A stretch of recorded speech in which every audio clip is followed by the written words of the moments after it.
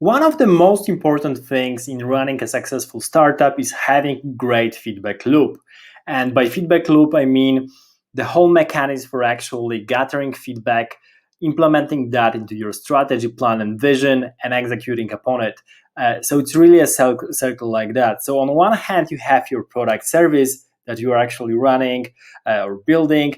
And on the other hand, you have your strategy plan vision. That can be a plan vision for the next couple of months, for the next couple of weeks, or the next couple of years or decades. No matter what it is, you always need to have feedback and you execute upon it. So this whole thing is very dynamic. It doesn't stay in place. You probably almost always start with strategy plan and vision and execute upon that to build the first version of the product, the MVP. But sometimes you start with things like blog because you like writing, and then you develop that into actual product. So it can start both from the product service or from the strategy plan vision. What's important here is that it's never fixed in a concrete. It always allows for more changes, and you should really be flexible when it comes to receiving feedback. So as you can see, you have this feedback loop, because starting with the strategy and building the product, that takes execution. But then once you build the product, once you have your first customers, you start receiving feedback from those people. They will tell you why they like your product, why they don't like your product, why they're willing to pay, how much they are willing to pay, and so on. And you can really get a lot of interesting things from those feedback. It's really important to gather that either as some kind of a surveys, or maybe give your email to the people, ask on social media what they think. There are many different ways to actually gather that feedback along the way. So for example, if you're building a SaaS platform, a great way is to actually incorporate your email address somewhere, or allow for like a quick chat with your team in order to start receiving that feedback. So once you have this feedback, it goes back to your strategy and plan, because you can see how this feedback can be incorporated within the plan for the next couple of weeks, for the next couple of months, and then start building that feedback into the product if you deem that's really a great idea, if that goes well with your vision for the longer term. So it's important to actually take that feedback and turn it into execution. So you have also this kind of feedback loop going from feedback to execution and back. So basically, by acting, you are prone to receiving both criticism and various remarks that might be useful. And it's really important to be open to that. So you basically can receive emails like, "Oh, I tested your product, I really didn't like it, just delete my data." Or you can receive a feedback which is like, "Hey, I really loved your product. This is the bullet. In this bullet points, I can give you a couple of things that you can make better." And you will receive both of those things often, because people are both, quite especially on the internet, are quite open to sharing what they have on their mind. And that's a good thing, because in the end, you receive a lot of feedback, especially if your product is interesting for the people, if they are willing to try it, and then based on these trials, share the feedback with you.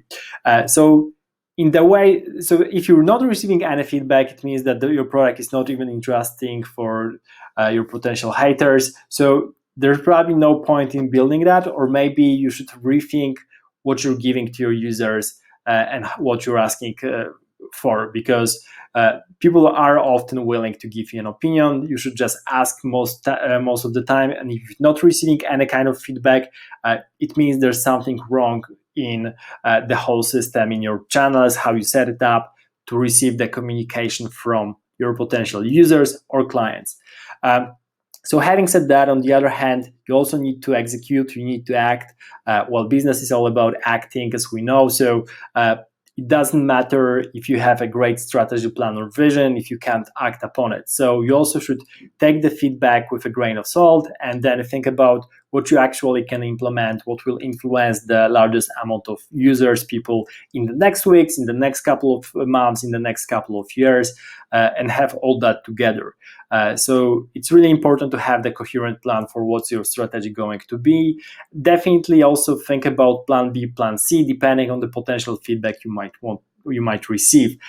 So basically, you will have this feedback loop here also, and the feedback loop here on the product. Because as you go with time, as you receive more feedback, you will execute more, you will act more, your product will become better, your service will become better because you will incorporate this feedback. But on the other hand, you also will have change of plans, change of vision, because you will receive more data about the market, about users, about the actual product that is needed on the market. So come all together, you will have this is really an active feedback loop. It's a really dynamic situation. That's why you should be flexible, but on the other hand, not change on a whim of wind. So be able to change plans, but also stay the course. If you have a great vision, which probably will take you a couple of years to really do it. So this is what I have to say about the feedback loop. It's one of the crucial concepts I find in building startups, especially tech startups, SaaS platforms, because you interact a lot with your potential customers, users. They demand a lot from you. You get a lot of feedback, and then it's up to you to actually update your strategy, update your plans, and then build a better product based on that. And also you have different feedback loops coming from your friends, family, investors, your team. Everyone has different incentives for acting and for sharing feedback, and will share different feedback in the end. And it's up to you and up to management to actually decide what's the best feedback that you should incorporate and what's coherent with your long-term plan and what you want to do in the end. So what I wanted to end with is also one remark.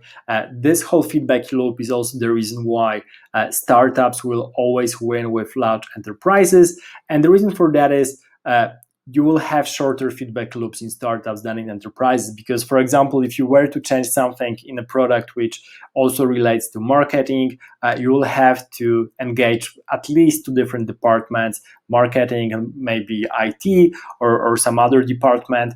While in the startup, when you have a small lean team, you can do those changes very quickly from week to week. And you don't have to go through this formal communication and explanation of everything just to have people on board to incorporate something. So that's why when it comes to technology, when it comes to building very lean companies, startups are much better off than enterprises and large organizations, which are a little bit more petrified in their processes, in their forms, and there's no easy way to actually have very, very fast feedback loop, especially coming from taking the feedback from outsiders, taking the feedback from the internal team, and mixing it all together. So yeah, this is it for the feedback loop. Thank you for watching, and see you in the next episode.